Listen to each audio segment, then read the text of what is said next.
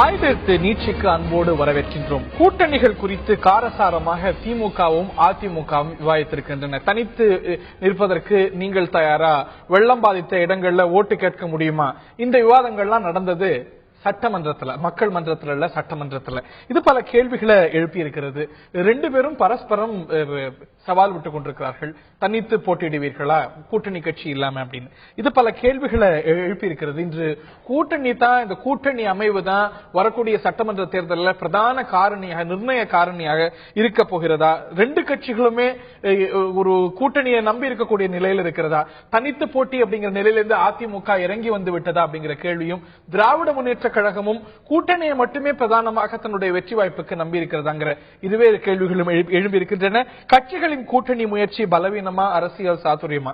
இந்த நிகழ்ச்சியில் விவாதிப்போம். இந்த நிகழ்ச்சியில் நம்முடைய தொடர்கிறார்கள் அதிமுகவுடைய தோழமை இயக்கமான தமிழ் மாநில முஸ்லீம் லீகுடைய தலைவர் திரு ஷேக் தாவூத் அவர்களும், திராவிட முன்னேற்ற கழகத்துடைய சட்டத்துறை இணைச் செயலாளர் வழக்கறிஞர் கண்ணதாசன் அவர்களும் இந்த நிகழ்ச்சியில் இணைகிறார்கள். ஒரு காமன் கொஸ்டின் இது ஒற்றுமே வச்சிருந்தேன். நம்ம பொதுவாகவே வருத்தப்படக்கூடிய விஷயம், சட்டமன்றத்தில் நேரம் குறைவா இருக்கு, மக்கள் பிரச்சனைகளை பேசுறதுக்கு நேரம் இல்லைன்னு. அதையெல்லாம் விட்டு ரெண்டு பேரும் கூட்டணி, நீ தனியா நிப்பியா, நீ தனியா நிப்பியா, ஓட்டு கேப்பியா, இத பேசிட்டு இருந்தா இது பேச வேண்டிய ஒரு அரங்கம். மக்கள் நல கூட்டணி ஜெயிக்கும் இன்னொருத்தர் சொல்றாரு. நீங்க கூட்டணிகளை பத்தி பேசக்கூடிய இடமா சட்டமன்றம்?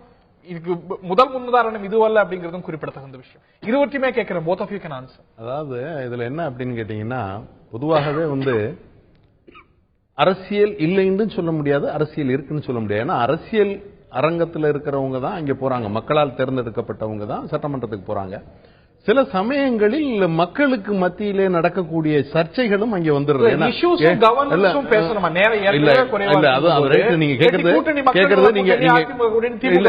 கேட்கறது தெளிவான கருத்து, அதுல ஒன்னும் தப்பு இல்ல. அதே நேரத்தில் நம்ம மக்களால் தேர்ந்தெடுக்கப்பட்டு தான் இங்க போயிட்டு இருக்கோம். அப்ப சில நேரங்கள்ல என்ன ஆகுதுன்னா, மக்கள் சம்பந்தப்பட்ட விஷயங்களை பேசிக் கொண்டிருக்கும் பொழுது நம்மளும் மனிதர்கள் தானே, அப்ப இந்த மாதிரி ஒரு சூழலும் அங்கே ஏற்படுது. அது சில நேரங்கள்ல பேசப்படுது. அதாவது தொடர்ந்து இருக்காது. நீங்க அதை பாத்தீங்கன்னா தொடர்ச்சியாக இந்த மாதிரியா பேசுவாங்கன்னா இருக்காது. என்னைக்காவது ஒரு நேரத்தில் இந்த மாதிரி ஒரு நிகழ்வு வர்றதுதான், அந்த நிகழ்வு அதே போல அமர்ந்து போயிடும். அதனால இந்த நிகழ்வை நம்ம தவிர்க்கணும். முடிஞ்ச வரைக்கும் இது தவிர்க்கப்பட வேண்டிய நிகழ்வு. இருந்தாலும் சில காலகட்டங்களில் தவிர்க்கப்படாம நடந்து போயிடுறது. சவால் விட்டார் அமைச்சர் நத்தம் விஸ்வநாதன். அதற்கு வித்திட்டார் திரு துரைமுருகன். நீங்க வெள்ளம் பாதித்த இடங்கள்ல போய் ஓட்டு கேட்க முடியுமா அப்படின்னு. வெள்ளத்தை பத்தி பேசலாம், ஓட்டை பத்தி ஏன் பேசணும்? அதாவது இந்த சமயத்தில் லைட்டர் வெயின்ல கூட சமயத்தில் எடுத்துக்கலாம். நீங்க இதற்கு முன்பாக சட்டப்பேரவையில் முதலமைச்சர் ஜெயலலிதா அவர்கள் பேசும்பொழுது, எனது கண்ணு கட்டி தரும் எதிர்கட்சிகளே தெரியவில்லை அப்படின்னாங்க. இப்போ சட்டமன்றத்திலும் இதே வார்த்தையை சொன்னாங்க, வெளியிலையும் சொன்னாங்க, சட்டப்பேரவை பேசுனது எனக்கு ஞாபகம். என்னுடைய ஞாபகம் சட்டப்பேரவையிலையும் பேசுனதா எனக்கு தெரிஞ்சு. இல்ல ஏன்னா சட்டப்பேரவையிலும் இந்த வார்த்தையை பேசுனதா எனக்கு ஞாபகம் இருக்குது. அது இருக்கலாம். அது அதிமுக அலுவலகத்தில் பேசுறாங்க, ஆனா இங்கேயும் பேசுறேன். அதாவது இந்த மாதிரி சில அரசியல் பேசுவது என்பது நீங்க கேட்கலாம். ஒரு எதிர்கட்சி ஒன்று கேட்கும் பொழுது ஒரு பிரச்சனையை பேசுறாங்க. அந்த பிரச்சனையை ஒட்டி வெள்ளம் பாதித்த பகுதிகளில் நீங்க போகணும். காரணம் கேட்டீங்கன்னா, எல்லா ஊடகங்களுக்கும் மக்களுக்கும் தெரியும், வெள்ளம் ஏற்பட்ட பொழுது ஆளுங்கட்சியில யாருமே இல்ல, தன்னார்வலர்களும் மற்ற கட்சிகளும் தான் அங்க பணியாற்றினாங்கன்றது எல்லாருக்கும் தெரியும். இப்படிப்பட்ட சூழலில் ஒரு எதிர்க்கட்சியில் கேட்கிறாங்க, உறுப்பினர் கேட்கிறாரு. கேட்கும் பொழுது அதுக்கு சவால் விடுறது, நீங்க போய் ஓட்டு கேட்கணும்னா தனித்து நிற்க முடியுமா அப்படின்னு கேட்கறது. அந்த பகுதியில் ஓட்டு கேட்க முடியுமான்னு நீங்க கேட்டதுனாலதான் இந்த எதிர் சவால் வருது. அதாவது நான் என்ன சொல்ல வரேன்னு கேட்டீங்கன்னா, அதற்கு எங்களுக்கு அந்த ஒரு தைரியம் இருக்குன்னு சொல்லிட்டு எதிர் சவால் விடுவது என்பது கேட்டீங்கன்னா, அது ஒரு லைட்டர் வெயினா தான் நம்ம எடுத்துக்க முடியாது தவிர அது பெரிய ஒரு சீரியஸானது கிடையாது. அது சாதாரண, அது மட்டுமே முழுமையான விவாதமாக அங்க இல்ல, மிகச்சிறிய விவாதமாக தான் அங்க இருந்திருக்கிறது. நான் சொல்றேன், ஒரு எதிர்க்கட்சி உறுப்பினர்கள் நாகரிகமாக இப்படி பேசிக்கொள்வது தவறான ஒரு விஷயம் அல்ல. அது கொஞ்சம் வரம்பு மீறி போகும்போது தான் மக்களுக்கு அரசியலும் சட்டமன்றத்தில் பேசுவது, அரசியல்வாதிகள் நிறைந்த மன்றத்தில் பேசுவது இயல்புதான். முன்னுதாரணம் இது முதல் முன்னுதாரணம் அல்ல, பலமுறை பேசப்பட்டிருக்கிறது, மாற்று கருத்து இல்ல. நேரம் குறைவா இருக்கும்போது இதுவும் தேவையாங்கிற கேள்வி எழவே செய்து, அதை தாண்டி இன்னைக்கு தனித்து போட்டிட முடியுமா அப்படின்னு, கூட்டணி இல்லாம போட்டிட முடியுமா திராவிட முன்னேற்ற கழகத்தை பார்த்து அதிமுக அமைச்சர் சவால் விடுகிறார். ஆனா அந்த நிலையிலிருந்து நாங்கள் தனித்து போட்டிடுவோம், கண்ணு கட்டிய தூரத்தில் எதிரிகளே இல்லை அப்படிங்கிற நிலையிலிருந்து அதிமுகவே இறங்கி வந்துருச்சு. தேர்தலுக்கு தேர்தல் கூட்டணி யுக்தி மாறும் அப்படின்னு நீங்க தனித்து தான் போட்டிடுவோங்கிற நிலையில நீங்களே மாறிட்ட போது இந்த ஒரு கேள்வி உங்கள்கிட்ட இருந்து வரும்போது, அந்த ஒரு முன்ன இருந்தது போல ஒரு ஹை மாரல் கிரவுண்ட், ஒரு உயர் தார்மீக நிலை உங்களுக்கு இருக்கா? கண்டிப்பாக அனைத்து இந்திய அண்ணா திராவிட முன்னேற்ற கழகத்தை பொறுத்தவரை தனித்து பாராளுமன்றத்தில் நின்று ஒரு நிலையை உருவாக்கி இருக்கும். அதே மாதிரி இந்திய வரலாற்றில், குறிப்பாக தமிழக வரலாற்றிலே சட்டம் அந்த பாராளுமன்றத்தில் 3வது பெரிய கட்சியாக மதிக்கக்கூடிய அளவுக்கு ஒரு நிலையை வந்து நம்ம கொண்டு வந்திருக்கிறோம். அந்த நிலையில உறுதியா இல்லாம இல்ல அதனால அந்த தார்மீக உரிமையில தான் அமைச்சர் நத்த விஸ்வநாதன் அவர்கள் பேசியிருப்பாங்க. பட் ஆனால் இருந்தாலும் இந்த நிலையை டிசைட் பண்றதுக்கு செயற்குழு பொதுக்குழு கூடி மாண்புமிகு தமிழக முதல்வர் புரட்சித் தலைவி அம்மா அவர்களுக்கு கொடுத்திருக்காங்க. அவங்க அப்ப அந்த பேச்சுல பேசும்போது தான் சொல்றாங்க, தேர்தலுக்கு தேர்தல் வியூகம் மாறும் அப்படிங்கறத அவங்க சொல்லியிருக்காங்களே தவிர அதுல தனித்து போட்டியா கூட்டணி போட்டியாங்கறத அவங்க சொல்லல. வியூகம் மிக தெளிவா சொல்லிட்டாங்க, தனித்து போட்டி. தேர்தலில் உறுதியா அன்னைக்கு பொதுக்குழு எடுத்தது போல 2013 இறுதி பொதுக்குழு டிசம்பர் நடந்த பொதுக்குழு எடுத்தது போல இன்னைக்கு எடுக்க முடியாத போது இன்னைக்கும் அவங்க அதை சொல்லல. அதுதான் அவங்க என்ன சொல்றாங்கன்னா, கூட்டணியா கூட்டணி இல்லையாங்கிறதுல அதனாலதான் இன்று வரை அமைச்சர் பெருமக்கள் அது மாதிரி பேசுறாங்க. தனித்து நிற்கக்கூடிய முழு தகுதி அனைத்து இந்திய அண்ணா திராவிட முன்னேற்ற கழகத்துக்கு இருக்கு.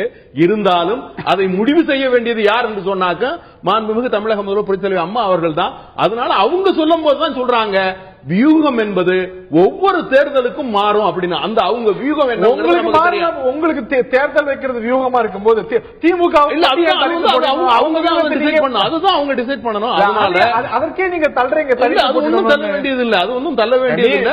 நீங்க கூட்டணி வச்சா வியூகம் இல்ல. அதனால தனித்து நின்று காட்டியிருக்கோங்கிறதுனாலதான் அது சொல்றோம். நாங்க வந்து பாராளுமன்ற தேர்தலில் அனைத்து இந்திய அண்ணா திராவிட முன்னேற்ற கழகம் தனித்து நின்று வெற்றி பெற்றிருக்கிறது, பெரிய அளவில் வெற்றி பெற்றிருக்கிறதுங்கிறத 10% நீங்க அதை சொல்லலாம். அதனாலதான் அதை சொல்றாங்க. ஒரு உயர் தார்மீக நிலையில இருந்து இந்த சவாலை வைக்கிறோங்கிறாங்க. Your response? நிச்சயமாக. அதாவது நாங்க ஏற்கனவே மிக தெளிவாக தலைவர் சொல்லியிருக்கிறாங்க, திராவிட முன்னேற்ற தனித்து போட்டியிடும் ஒரு தயாராக இருக்கின்றோம் நாங்கள்.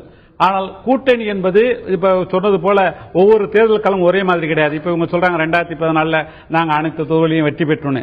2004 அதிமுக ஒரு தொகுதியிலோட நாடாளுமன்றத்தில் வெற்றி பெறலன்றதும் வரலாறு.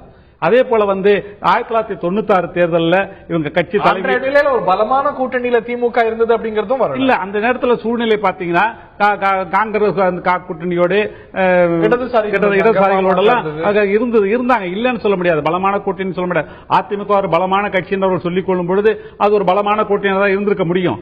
ஆனால் கூட தோற்று இருக்கிறார்கள். 96 அந்த அம்மையாரே தோற்று இருக்கிறார். இப்படி பல்வேறு சூழ்நிலையில் தேர்தல் களங்கள் பார்த்திருக்கிறது. இந்த சூழல்ல இப்போது 2014 இருந்த நிலைமை, 2014 நாடாளுமன்ற தேர்தல் நிலைமையில இப்ப ஆளுங்கட்சி இல்லை. இது எல்லாருக்கும் பொதுவாக உணர்ந்திருக்கிறாங்க. ஆனால் திராவிட முன்னேற்ற கழகத்தை பொறுத்தவரை நாங்கள் தனித்து போட்டியுடன் தயாராக இருக்கின்றோம். ஆனால் இந்த அவல ஆட்சி அகற்றுவதற்கு ஒரு முழு வெற்றியை பெறுவதற்கு ஒரு கூட்டணி தேவை என்ற கருத்தும் இருக்கின்றது. இன்னைக்கு அதிமுக பாத்தீங்கன்னா அவங்க இன்னும் நாங்க கூட்டணி வைக்க போறோங்கிறது தெளிவா சொல்லல.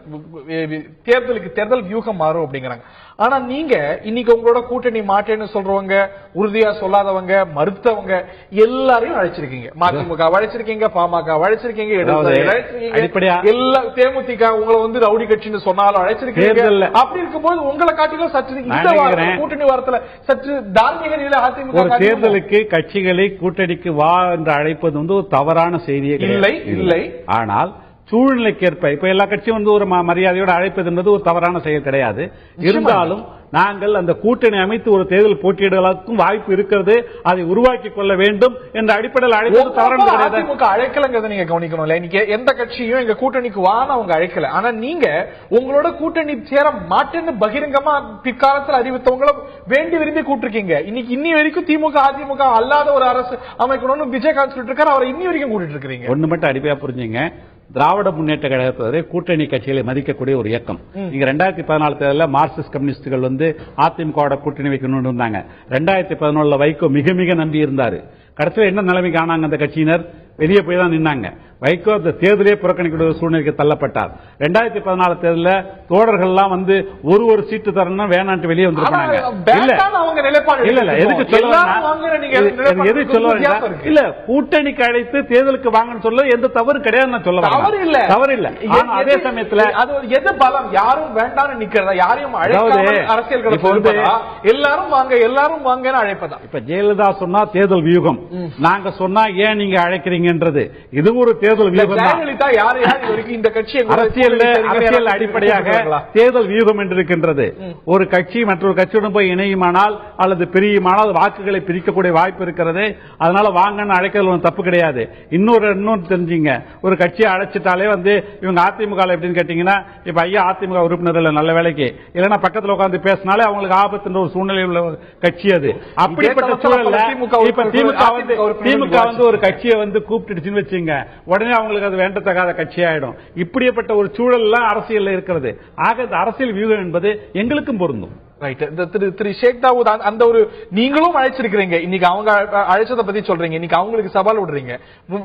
முந்த காலத்துல ஜெயலலிதா அதிமுக பொதுச்செயலாளர் இருந்த காலகட்டத்தில் பல கட்சிகளுக்கு பகிரங்கமான அழைப்பு எடுத்திருக்கிறார். காங்கிரஸ் கட்சி உட்பட என்னுடைய நினைவு சரியா இருந்தா 2000 தேமுதிக கூட நேரா போய் ஆபீஸ்ல பேசிட்டு வந்தாங்க, பேசிட்டு வந்தாங்க. அது ரொம்ப இயல்பான விஷயம் தான். அது ஒரு பலவீனத்துடைய அறிகுறியா சித்தரிப்பது சரியா இல்ல? அதாவது மக்கள் மத்தியில இன்னைக்கு பலம் வாய்ந்த ஒரு இயக்கமாக, மக்களால் முழுமையாக ஏற்றுக்கொள்ளப்பட்ட ஒரு இயக்கமாக மாண்புமிகு தமிழக முதல்வர் புரட்சி தலைவி அம்மா அவர்களுடைய தலைமையிலான அனைத்து இந்திய அண்ணா திராவிட முன்னேற்ற கழகம் இருக்கு. அதுல மாற்று கருத்து இல்ல. அதற்கு எடுத்துக்காட்டாகத்தான் பாராளுமன்ற, அதற்கு முன்னால் நடந்த சம்பவங்கள் நீங்க சொல்றது, அதற்கு எடுத்துக்காட்டாகத்தான் பாராளுமன்றத்தில் தனித்து நின்று நாங்க வெற்றி பெற்றிருக்கிறோம். எல்லா நிலையிலையும் பெரிய அளவில், அதாவது 10% சொல்லக்கூடிய அளவில் வெற்றி பெற்றிருக்கிறோம். அப்ப அந்த முழு அதே மாதிரி உங்களுடைய தொண்டர்களுடைய எண்ணிக்கையும் வந்து பாத்தீங்கன்னா 1 கோடியை பெற்ற அசுர வெற்றிக்கு பிறகுதான் 96 நடந்தது. 2001 வெற்றிக்கு பிறகுதான் இன்றைய நிலையை நீங்க பாக்கணும். இன்றைய நிலையில பலம் பொருந்திய ஒரு இயக்கமாக மாண்புமிகு தமிழக முதல்வர் புரட்சி தலைவி அம்மா அவர்களுடைய இயக்கம் இருக்கு. அந்த இயக்கத்துக்கு அழைப்பு என்பது நீங்க சொன்னது மாதிரி யார் கொடுக்கணும் அப்படின்னு சொன்னா அம்மா அவர்கள் தான் கொடுக்கணும். அம்மா அதைத்தான் என்ன சொல்றாங்க, வியூகம்னு சொல்றாங்க. அதை அங்க இருக்கிற அந்த அமைச்சர் பெருமக்கள் எல்லாம் வெற்றி பெற முடியுங்கிற நம்பிக்கையில் இருக்கிறாங்க. அதனாலதான் அந்த பழம் பொருந்திய வார்த்தையை அவங்க பயன்படுத்துறாங்களே தவிர வேற ஒண்ணுமே இல்ல. உங்களுக்கு திரு சேகு தமிழரசன் அவர்களுடைய கட்சி ஃபார்வர்ட் பிளாக் மேல, அதுக்கப்புறம் திரு தனியரசு கட்சி, அவர் மேல உங்களுக்கு ஏன் இவ்வளவு கோபம்? அவங்களோட கூட்டணி, அவங்களோட கூட்டணியில அவங்கள தனியா கட்சின்னு எடுத்துக்க முடியாது. ஏன்னு கேட்டா அவர்கள் நின்று வெற்றி பெற்ற தொழிலாம் வந்து அவங்க அவங்களோட கூட்டணி இல்லாம போட்டிடுறதுக்கு தயாரான திரு துரைமுருகன் இல்ல. அதாவது அவங்க வந்து கட்சி தலைமையில இப்ப வந்து ஐயா கூட இருக்கிறாரு, வந்து அதிமுக இருக்கிறவங்களே இந்த அளவுக்கு ஆதரவா பேசுவாங்கன்னு சொல்ல முடியாது. இருந்தாலும் அந்த உணர்வோட அவர் பேசுறாரு. இப்படிப்பட்ட அதை விட வந்து நீங்க சட்டப்பேரவை தப்பு கிடையாது, நான் தவறா சொல்லல. ஏன்னா அவங்க எல்லாம் பேச மாட்டாங்க அதிமுக, இவ்வளவு தைரியமெல்லாம் பேசுறதுக்கு வாய்ப்பு கிடையாது. ஐயா பேசுறாரு, வாழ்த்துக்களை. ஆனா அதே சமயத்துல அந்த கட்சியினர் வந்து பாத்தீங்கன்னா அவங்க தனித்து நின்று போட்டியிருந்தா பரவாயில்ல. ஆனால் அவர்கள் வந்து அவங்க உறுப்பினர் பத்திரையும் அதிமுக உறுப்பினர் தான், வெளியில தங்களை தலைவர் என்று சொல்லிக் கொள்கிறார்கள். இந்த வேறுபாட்டுக்காக தான் நாங்க சொல்றோம். அவங்களோட கூட்டணி இல்லைன்னு சொல்றதுக்கு தயாரானு கேட்கிறாங்க. கேள்வி இதை வந்து இது ஒரு அரசியல் நகையாடல் நீங்க எடுத்துக்கலாம், சொல்ல முடியாது. இறுதியான கருத்து திரு ஷேக் தாவூத். அதாவது இத நீ திமுகவை பொறுத்தவரை அவங்கள்ட்ட வந்து முஸ்லீம் லீக்குங்கிற ஒரு கட்சி தொடர்ச்சியாக அதோட தான் இருந்துகிட்டு இருக்கு. அவங்க இந்த மாதிரி அவங்க கூட்டணியிலும் பல பேர் அந்த மாதிரி வச்சிட்டு இருக்காங்க. அவங்க எல்லாம் திமுகவுக்கு ஆதரவாக பேசிக்கிட்டு தான் இருக்காங்க, பேசாம இல்ல. அதனால இவங்க சொன்னது மாதிரி பலம் பொருந்திய இயக்கமாக இன்னைக்கு இருக்கிற இயக்கம் எதுன்னு கேட்டா அனைத்து இந்திய அண்ணா திராவிட. அதனாலதான் நம்ம வந்து அதை வந்து அழுத்தம் திருத்தமாக திரும்ப திரும்ப சொல்ல வேண்டிய நிலை எப்படி இருக்கு அப்படின்னு கேட்டீங்கன்னா, இன்னைக்கு நிலையில தொண்டர்கள் அதிகம் உள்ள ஒரு இயக்கம், எல்லா பக்கத்திலும் பலம் பொருந்திய இயக்கமாக மாண்புமிகு தமிழக முதல்வர் அதை உருவாக்கி வச்சிருக்காங்க.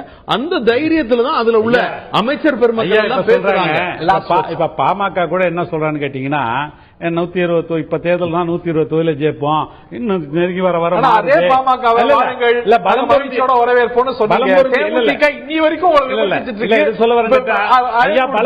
கட்சின்னு சொல்றாரு. அதுக்கு சொல்ல வரேன், அவங்களும் நாங்களும் 62% ஆதரிக்கிறாங்க, இன்னும் எப்படி போகுமோன்னு சொல்லிட்டு ஆளுங்கட்சியும் மற்ற கட்சிகளையும் அவங்க மிரட்டுற அளவுக்கு பேசிட்டு இருக்காங்க. இதெல்லாம் பார்க்கிறோம்.